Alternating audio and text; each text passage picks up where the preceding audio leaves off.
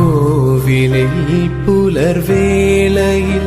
ജയദേവഗീതാലാപനം കേവലാനന്ദാമൃത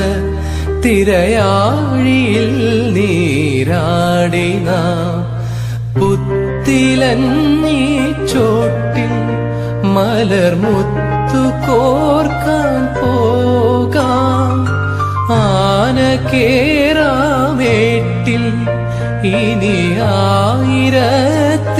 കൊളുത്താം ഇനിയുമീ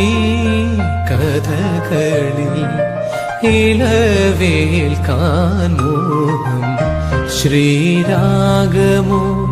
തേടുന്നു നീ വീണതൻ പൊൻതന്തി സ്നേഹാർദ്രമാ ഏതോ പദം